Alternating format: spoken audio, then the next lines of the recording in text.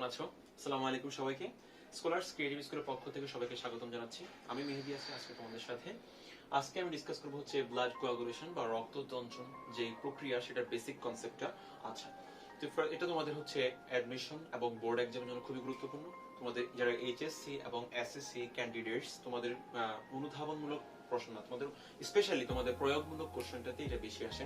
রক্ততঞ্চন প্রক্রিয়া ব্যাখ্যা করো, চিত্র অনেক সময় আসে। সো এটা তোমাদের খুব ভালো করে জানতে হবে, কারণ মেডিকেলে বা হচ্ছে এইচএসসি অ্যাডভান্স লার্নারের জন্য এটা খুবই গুরুত্বপূর্ণ।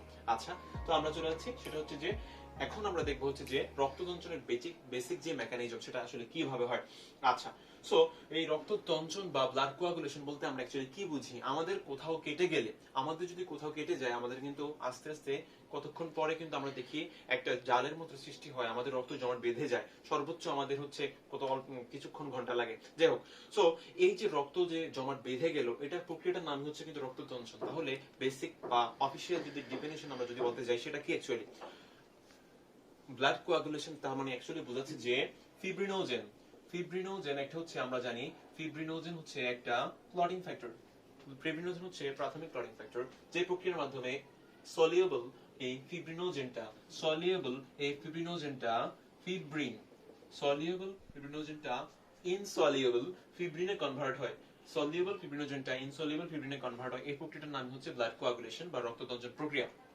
ধরলাম আমরা কোথাও কেটে গেল, আচ্ছা মনে করি আমার হাতে কেটে গেল বা এই কোথাও কেটে গেল আমাদের, সো ওয়ান্ট বা আমরা বলতে পারি এটাকে ট্রমা। যদি কোনো কারণে ক্ষতস্থান হয় বা কোথাও কেটে যায়, তাহলে কিভাবে সেখানে রক্ত জমাট বাঁধে আমরা সেটা এখন ডিসকাস করব। এট ফার্স্ট আমরা দেখি, সেটা হচ্ছে যে যদি আমরা কোথাও কেটে যায়, এই প্রক্রিয়ার মাধ্যমে দুইটা প্রক্রিয়া চালু হয়। তোমরা বড় হলে জানবা জিনিসটা, আর একটু অ্যাডভান্স লার্নার্সের জন্য সেটা হচ্ছে যে এক্সট্রিনজিক এবং ইন্ট্রিনজিক দুইটা পাথওয়ে কাজ করে। আচ্ছা, এক্সট্রিনজিক পাথওয়ে, একটা হচ্ছে এক্সট্রিনজিক পাথওয়ে আর একটা হচ্ছে ইন্ট্রিনজিক পাথওয়ে। আচ্ছা, এক্সট্রিনজিক পাথওয়েটা অ্যাকচুয়ালি কি বোঝাচ্ছে? ট্রমা বা ক্ষত to the vessel wall or extravascular tissue. Vessel wall বা এক্সট্রাভাস্কুলার টিস্যুতে যদি কোনো কারণে ক্ষত হয়, সেটাকে আমরা বলি এক্সট্রিনজিক পাথওয়ে, তখন চালু হয়। আর যদি trauma to the blood itself, রক্তের ভিতরে যদি কখনো কোনো কারণে ট্রমা হয়, সেক্ষেত্রে হচ্ছে ইন্ট্রিনজিক পাথওয়ে কাজ করে থাকে। সো এই এক্সট্রিনজিক এবং ইন্ট্রিনজিক দুইটা পাথওয়ের বেসিক মেকানিজম এর মাধ্যমে আমরা প্রধানত এই প্রথমবিন অ্যাক্টিভেটরটাই পাচ্ছি, অর্থাৎ যেটা প্রথমবিনকে অ্যাক্টিভেট করে। তো এই প্রথমবিন অ্যাক্টিভেটরটা উৎপন্ন হচ্ছে এক্সট্রিনজিক এবং ইন্ট্রিনজিক পাথওয়ের মাধ্যমে যখন ক্ষত হয়। আচ্ছা, তো এই প্রথমবিন অ্যাক্টিভেটরটা পরবর্তীতে ক্যালসিয়াম আয়ন, যেটা হচ্ছে 4 নম্বর ক্লটিং ফ্যাক্টর। আমরা জানি যে প্রাথমিক ক্লটিং ফ্যাক্টরের মধ্যে 4 নম্বর ক্লটিং ফ্যাক্টরটা ছিল হচ্ছে calcium ion, dear students. So এই ক্যালসিয়াম আয়নের সহায়তায়, প্রথমবিন অ্যাক্টিভেটরের সহায়তায় প্রথমবিনটা থ্রম্বিনে কনভার্ট হয়। আই রিপিট, ক্যালসিয়াম আয়নের সহায়তায় প্রথমবিন অ্যাক্টিভেটর প্রথমবিনকে থ্রম্বিনে কনভার্ট করে। এই প্রথমবিন হচ্ছে 2 নম্বর clotting factor, which is a primary clotting factor. So এই থ্রম্বিন পরবর্তীতে, এই থ্রম্বিনে দুইটা function. Thrombin activates the fibrin stabilizing factor, অর্থাৎ ফ্যাক্টর নাম্বার 13 আমরা লাস্ট ক্লাসে ডিসকাস করেছিলাম হচ্ছে ব্লাড কোয়াগুলেশনের যে ফ্যাক্টরগুলো থাকে, এর মধ্যে এই 13 নম্বর ফ্যাক্টরটা ছিল, dear students, fibrin stabilising factor. এটাকে অ্যাক্টিভেট করে হচ্ছে এই থ্রম্বিনটা। সো থ্রম্বিন একটা কাজ করে হচ্ছে activated the fibrin stabilising factor. অন্যভাবে এই থ্রম্বিনটা ফাইব্রিনোজেনকে যেটা হচ্ছে 1 নম্বর ক্লটিং ফ্যাক্টর বা বেসিক ক্লটিং ফ্যাক্টর যদি বলি, সেই ফাইব্রিনোজেন থ্রম্বিনের সহায়তায় ফাইব্রিন মনোমারে কনভার্ট হয়। অর্থাৎ থ্রম্বিনের সহায়তায় ফাইব্রিনোজেনটা ফাইব্রিন মনোমারে কনভার্ট হয়। এখন যদি আমরা দেখি, এই ফাইব্রিন মনোমারটা ক্যালসিয়াম আয়নের সহায়তায় সেটা হচ্ছে ফাইব্রিন পলিমারে কনভার্ট হয়। আচ্ছা, সো ডিয়ার স্টুডেন্টস, থ্রম্বিন এর সহায়তায় ফাইব্রিনোজেনটা ফাইব্রিন মনোমারে কনভার্ট হয়, আর ফাইব্রিন মনোমারটা ক্যালসিয়াম আয়নের সহায়তায় সেটা হচ্ছে ফাইব্রিন পলিমারে কনভার্ট হয়। অর্থাৎ এই মনোমারগুলো একত্রিত হয়ে পলিমারাইজেশন বিক্রিয়ার মাধ্যমে পলিমার ফর্মেশন করে। আচ্ছা, এখানে এদের মধ্যে লাস্টে এটা হচ্ছে কোভ্যালেন্ট বন্ডের মাধ্যমে এই পলিমার বিক্রিয়া ঘটায় এবং হচ্ছে ফাইব্রিন ফাইবার ফর্মেশন করে।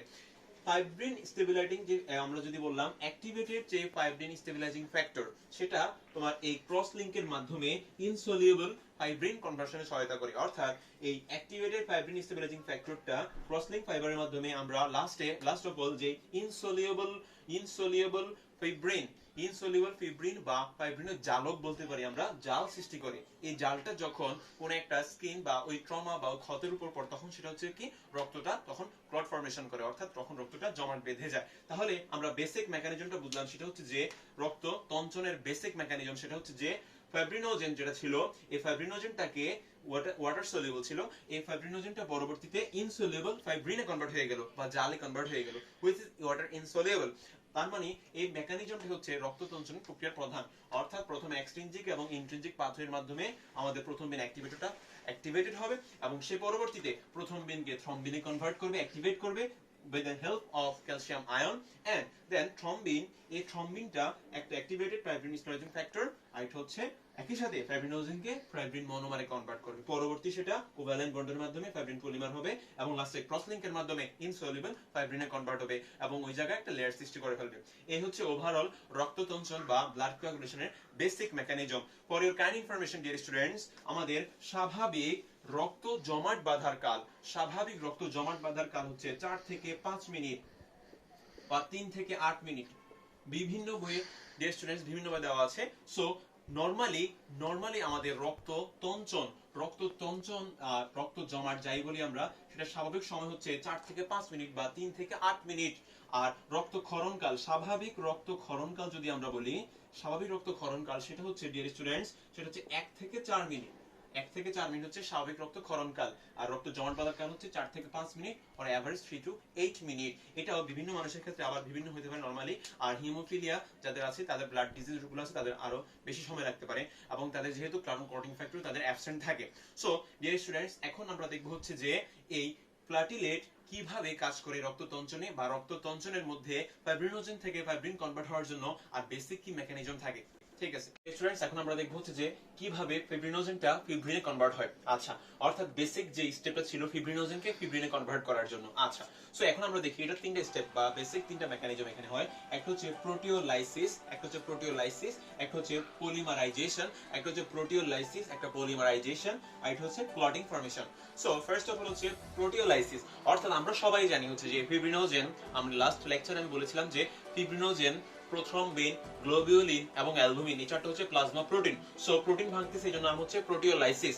আচ্ছা, তো এই ফিব্রিনোজেন যেটা হচ্ছে 1 নম্বর ক্লটিং ফ্যাক্টর, এই ফিব্রিনোজেনটা থ্রম্বিনের মাধ্যমে ফিব্রিন মনোমার এবং হচ্ছে ফিব্রিনোফ্যাক্টরে কনভার্ট হয়। অর্থাৎ ফিব্রিনোজেন থ্রম্বিনের মাধ্যমে ফিব্রিন মনোমার এবং হচ্ছে ফিব্রিনোপেপটাইডে কনভার্ট হয়। এর পরবর্তী স্টেজে হচ্ছে পলিমারাইজেশন হয়, অর্থাৎ একত্রিত হয়ে যায়। অর্থাৎ এই যে ফিব্রিনের যে মনোমার গুলো ছিল, ফিব্রিনের মনোমার গুলো অ্যাগ্রিগেশন বা একত্রিত হয়ে সে হচ্ছে ফিব্রিন পলিমার ফর্মেশন করছে।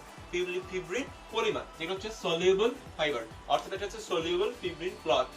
ফিব্রিন পলিমারটা সলিউবল, বাট যখন ক্লটিং ফর্মেশন লাস্ট স্টেজে, এই ফিব্রিন পলিমারটা by the help of calcium ion, অর্থাৎ ক্যালসিয়াম আয়নের সহায়তায় ফিব্রিন স্টেবিলাইজিং ফ্যাক্টর, এটা হচ্ছে 13 নম্বর ক্লটিং ফ্যাক্টর, এর সহায়তায় ক্যালসিয়াম আয়নের উপস্থিতিতে ফিব্রিন পলিমারটা ইনসলিউবল ফিব্রিন ফাইবার আর ইনসলিউবল ফাইবারে কনভার্ট হয়। তার মানে হচ্ছে প্রোটিওলাইসিস, পলিমারাইজেশন এবং ক্লটিং, এই 3 স্টেপসে ফিব্রিনোজেনটা ইনসলিউবল ফিব্রিনে কনভার্ট হয়ে যাচ্ছে, অর্থাৎ ফিব্রিনোজেনটা পলিমার বা জালক ফর্মেশন করছে। এই হচ্ছে basic mechanism of from fibrinogen to fibrin. এখন আমরা যেটা দেখবো ডিয়ার স্টুডেন্টস, সেটা হচ্ছে যে vitamin K dependent clotting factors গুলো কি এবং তার অভাবে কি হয় এবং প্লাটিলেট এর কি ভূমিকা থাকে রক্ততঞ্চন বা ব্লাড কোয়াগুলেশনে, এবং আমরা এটাও দেখবো যে আমাদের রক্ত কেন জমাট বাঁধে, নরমালি হচ্ছে রক্ত কেন জমাট বাঁধে না, বা আমাদের রক্তে কেন নরমাল ফ্লো থাকে। সো এট ফার্স্ট আমরা যেটা দেখবো সেটা হচ্ছে যে vitamin K dependent clotting factor গুলো কি কি আছে। আচ্ছা, সো আমি লাস্ট ক্লাসে কিছুটা বলেছিলাম যে vitamin K dependent clotting factor হচ্ছে 2 নাম্বার, 7, 9 আর এটা হচ্ছে 10। সো আমাদের যদি লিভারে এই হচ্ছে vitamin K dependent clotting factor গুলো হচ্ছে এদের নরমালি হচ্ছে এদের গামা কার্বক্সিলেশন বা হচ্ছে এদের পোস্ট ট্রানজিশনাল মডিফিকেশন হয়, অর্থাৎ এদের হচ্ছে post transitional modification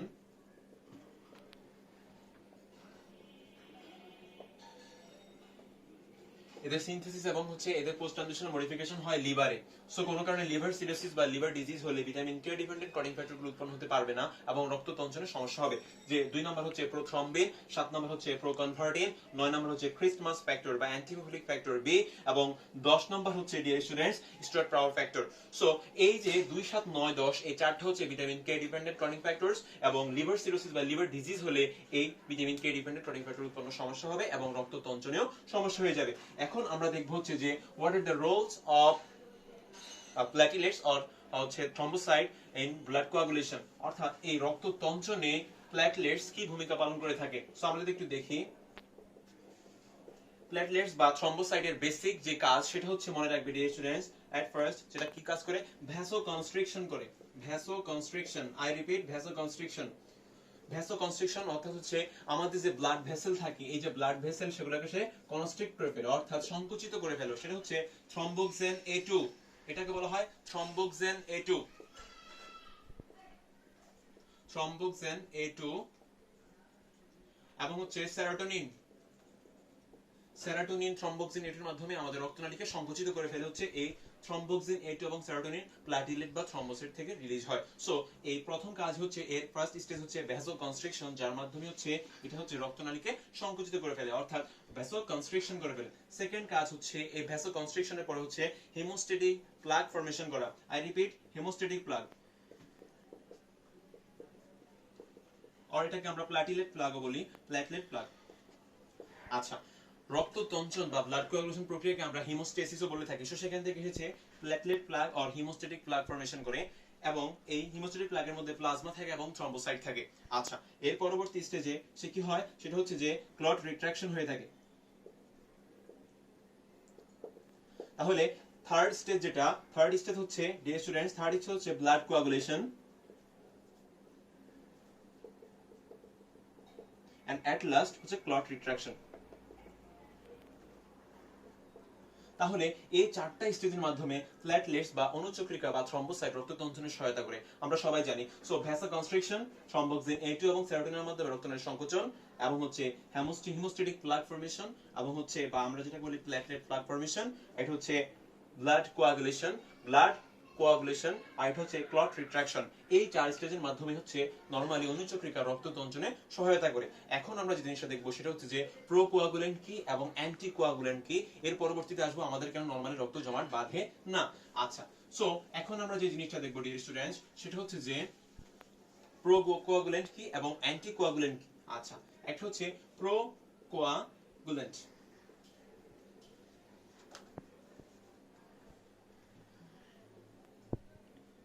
dear students, একটা হচ্ছে প্রোকোয়াগুলেন্ট আর একটা হচ্ছে অ্যান্টি কোয়াগুলেন্ট। আচ্ছা, এখানে নামের সাথে মিল আছে ডিয়ার স্টুডেন্টস, আমরা যদি খেয়াল করি সেটা হচ্ছে প্রোকোয়াগুলেন্ট। আচ্ছা বন্ধুরা, আমরা দেখি প্রোকোয়াগুলেন্ট মানে হচ্ছে এটা হচ্ছে প্রো অ্যাক্টিভ করে দেয়, অর্থাৎ আমাদের যে কোয়াগুলেশনটাকে সে হচ্ছে অ্যাক্টিভেট করে দেয়, অর্থাৎ আমাদের কোয়াগুলেশনটাকে অ্যাক্টিভেট করে দেয়, উদ্দীপিত করে দেয়, সেটা হচ্ছে যে প্রোকোয়াগুলেন্ট। যে সকল ফ্যাক্টরগুলো আমাদের ব্লাড কোয়াগুলেশনকে রক্ততঞ্চনকে অ্যাক্টিভেট করে দেয় সেটাকে আমরা বলি প্রোকোয়াগুলেন্ট। আর অ্যান্টি কোয়াগুলেন্ট মানে হচ্ছে ব্লাড কোয়াগুলেশনের বিরুদ্ধে কাজ করে, সো এটা ইনহিবিট করে দেয়। ইনহিবিট বা এটা হচ্ছে আমাদের যে রক্ততঞ্চনকে বাধা দেয়, রক্ততঞ্চনকে বাধা দেয় সেটাকে আমরা বলি হচ্ছে যে অ্যান্টি কোয়াগুলেন্ট, অ্যান্টি কোয়াগুলেন্ট। আচ্ছা, মনে রাখবে সব সময় স্বাভাবিকভাবে আমাদের এই অ্যান্টিকোয়াগুলেন্ট, স্বাভাবিকভাবে আমাদের অ্যান্টিকোয়াগুলেন্ট এই প্রোকোয়াগুলেন্টের উপর ডমিনেন্ট। নরমালি হচ্ছে এই অ্যান্টিকোয়াগুলেন্ট গুলো হচ্ছে ডমিনেন্ট থাকে। আচ্ছা, নরমাল কিছু অ্যান্টিকোয়াগুলেন্ট যদি আমরা বলি সেটা হচ্ছে sodium citrate, sodium citrate, potassium citrate, sodium oxalate, potassium oxalate থাকে। So sodium citrate, potassium citrate, sodium oxalate আর হচ্ছে ডিয়ার স্টুডেন্টস আমাদের যে heparin, I repeat heparin, very very important, এটা হচ্ছে হেপারিন। এই হেপারিন হচ্ছে একটি ন্যাচারাল অ্যান্টিকোয়াগুল্যান্ট, প্রাকৃতিক অ্যান্টিকোয়াগুল্যান্ট যে হচ্ছে রক্ততঞ্চনে বাধা দেয়, অর্থাৎ এই heparin, sodium citrate, potassium citrate, sodium oxalate এগুলো হচ্ছে অ্যান্টিকোয়াগুল্যান্ট। স্বাভাবিকভাবে অ্যান্টিকোয়াগুল্যান্ট প্রোকোয়াগুল্যান্ট থেকেও ডমিনেন্ট অর্থাৎ প্রকট থাকে। এখন আমরা দেখব হচ্ছে যে কি কি ইফেক্ট কাজ করে, ক্যালসিয়াম আয়নের কি প্রভাব রক্ততঞ্চনে। খুবই ভেরি ভেরি ইম্পর্টেন্ট কোশ্চেন, সেটা হচ্ছে যে ক্যালসিয়াম আয়ন রক্ততঞ্চনে কিভাবে ভূমিকা পালন করে, অর্থাৎ role of the calcium ion. আমরা নরমালি জানি ক্যালসিয়াম আয়ন প্রধানত মনে রাখবে তোমরা, প্রধানত ক্যালসিয়াম আয়ন একটি প্রাইমারি ক্লটিং ফ্যাক্টর, অর্থাৎ এটি হচ্ছে আমরা জানি 4 নম্বর ক্লটিং ফ্যাক্টর, অর্থাৎ এটি হচ্ছে মৌলিক বা প্রাথমিক ক্লটিং ফ্যাক্টর। এর কাজ হচ্ছে মনে রাখবে প্রোথ্রম্বিন অ্যাক্টিভেটর, অর্থাৎ প্রোথ্রম্বিন অ্যাক্টিভেটর উৎপন্ন করে, প্রোথ্রম্বিন অ্যাক্টিভেটর। সো ক্যালসিয়াম আয়নের কাজ হচ্ছে প্রাইমারি ক্লটিং ফ্যাক্টর একটা সে, এবং সে হচ্ছে প্রোথ্রম্বিন অ্যাক্টিভেটর, অর্থাৎ প্রোথ্রম্বিন অ্যাক্টিভেটর উৎপন্ন করতে সহায়তা করে। এর ছাড়া কনভার্ট করে, আমরা জানি সে প্রোথ্রম্বিনকে ক্যালসিয়াম আয়ন থ্রম্বিনে কনভার্ট করে, অর্থাৎ প্রোথ্রম্বিনকে থ্রম্বিনে কনভার্ট করতেও সে সহায়তা করে। এন্ড লাস্ট অফ অল সে হচ্ছে ফিব্রিনোজেনকে, অর্থাৎ ফিব্রিনোজেন, যেই ফিব্রিনোজেন সেটাকে ক্যালসিয়াম আয়নের সহায়তায় এবং থ্রম্বিনের সহায়তায় এই ফিব্রিনোজেনকে সে ফিব্রিন কনভার্ট করতে সহায়তা করে। সো ক্যালসিয়াম আয়নের রোল হচ্ছে সে একটি প্রাইমারি ক্লটিং ফ্যাক্টরস, সে প্রোথ্রম্বিন অ্যাক্টিভেটর উৎপন্ন করতে সহায়তা করে, এবং সে প্রোথ্রম্বিনকে থ্রম্বিনে কনভার্ট করতে সহায়তা করে। এন্ড লাস্ট অফ অল সে ফিব্রিনোজেনকে ফিব্রিনে কনভার্ট করতে সহায়তা করে। সো আমাদের লাস্ট যে টপিকস তো ডিয়ার স্টুডেন্টস, সেটা হচ্ছে যে নরমালি বা স্বাভাবিক অবস্থায় আমাদের রক্ত কেন জমাট বাঁধে না। সো আমাদের কেন রক্ত জমাট বাঁধে না, ভেরি ভেরি ইম্পর্টেন্ট কোশ্চেন, এটা অনুধাবনমূলক আসার মতো। ডিয়ার স্টুডেন্টস, রক্ত কেন জমাট বাঁধে না? সো রক্ত কেন জমাট বাঁধে না, এটা একটা নরমাল কোশ্চেন। আমাদের কমন সেন্স থেকে যদি আমরা বলতে যাই, সেটা হচ্ছে ফার্স্ট অফ অল মনে রাখবে ডিয়ার স্টুডেন্টস, আমাদের প্রধান যে মূল কারণ সেটা হচ্ছে যে হেপারিনের উপস্থিতি, অর্থাৎ আমাদের যে ন্যাচারাল অ্যান্টিকোয়াগুলেন্ট থাকে সেটার নাম হচ্ছে হেপারিন, আমরা জানি সবাই। সো এই হেপারিন থাকার কারণে নরমালি স্বাভাবিক অবস্থায় রক্ত জমাট বাঁধে না। এছাড়াও আমরা জানি অ্যান্টিকোয়াগুলেন্ট প্রোকোয়াগুলেন্টের উপর ডমিনেন্ট, অর্থাৎ এই অ্যান্টিকোয়াগুলেন্টের ফাংশন বা ইফেক্টটাই বেশি প্রাধান্য পাচ্ছে। সো অ্যান্টিকোয়াগুলেন্ট হচ্ছে ডমিনেন্ট থাকে প্রোকোয়াগুলেন্টের উপরে। সো এই অ্যান্টিকোয়াগুলেন্টটা প্রোকোয়াগুলেন্ট থেকে ডমিনেন্ট থাকে। এছাড়া হচ্ছে আমাদের স্মুথ ব্লাড ভেসেল থাকে, অর্থাৎ আমাদের যে রক্ত নালিকাগুলো সেটা হচ্ছে স্মুথ থাকে, স্মুথ ব্লাড ভেসেল। এছাড়াও ডিয়ার স্টুডেন্টস আমরা দেখি যদি রক্ত প্রবাহের জন্য ম্যাসিভ ফ্লো, আচ্ছা, সো এই ম্যাসিভ ফ্লো এবং হচ্ছে টেম্পারেচার, সো এই কয়টা ফ্যাক্টর কাজ করে যেহেতু আমাদের স্বাভাবিক অবস্থায় রক্ত জমাট বাঁধে না, কারণ হেপারিন উপস্থিতি থাকে, হেপারিন প্রেজেন্স থাকে, এবং হচ্ছে আমরা জানি সবাই হেপারিনের প্রেজেন্স, অ্যান্টিকোয়াগুলেন্ট প্রোকোয়াগুলেন্টের উপর ডমিনেন্ট থাকে, এবং স্মুথ ব্লাড ভেসেল থাকে, এখানে ম্যাসিভ ব্লাড ফ্লো হয়, এবং হচ্ছে টেম্পারেচার হাই টেম্পারেচার থাকে, বা নরমালি এটা আমাদের বডি টেম্পারেচার থাকে 36 থেকে 38 ডিগ্রি সেন্টিগ্রেড রক্তের টেম্পারেচার যেটা। সো এই সকল কারণে হচ্ছে নরমালি স্বাভাবিক অবস্থা আমাদের রক্ত জমাট বাঁধে না। সো ডিয়ার স্টুডেন্টস, আমরা এই লেকচারের মধ্যে আমাদের basic mechanism of blood coagulation দেখলাম।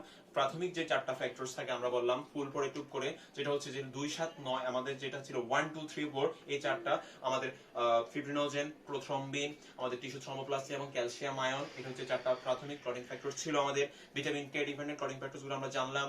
আমাদের হচ্ছে ফিব্রিনোজেন থেকে ফিব্রিন কিভাবে কনভার্ট হয় সেটা জানলাম। প্ল্যাটিলেটের কি ইফেক্ট থাকে ডিয়ার স্টুডেন্ট সেটা আমরা জানলাম, এবং লাস্টের দিকে আমরা যে স্টুডেন্ট যেটা জানলাম সেটা হচ্ছে যে আমাদের কেন রক্ত জমাট বাঁধে না, প্রোকোয়াগুলেন্ট এবং অ্যান্টিকোয়াগুলেন্ট কি, এবং প্ল্যাটিলেটস এর কি রোল থাকে আমাদের রক্ত তঞ্চনে। সো এই ছিল আজকের এই লেকচারে ডিয়ার স্টুডেন্টস, লেকচার 3 তে আমাদের এতটুকুই। সো আমাদের নেক্সট লেকচারগুলো তোমরা আপডেট পাওয়ার জন্য আমাদের স্কলার্স ক্রিয়েটিভ স্কুলের যে চ্যানেলটি সেটা হচ্ছে অবশ্যই সাবস্ক্রাইব করবে, এবং পাশে থাকা বেল আইকনটি তোমরা ক্লিক করে রাখবে নেক্সট আপডেটের জন্য। সবাই সুস্থ থাকবে, ভালো থাকবে, এবং স্কলার্স ক্রিয়েটিভ স্কুলের পক্ষ থেকে সবাইকে ধন্যবাদ।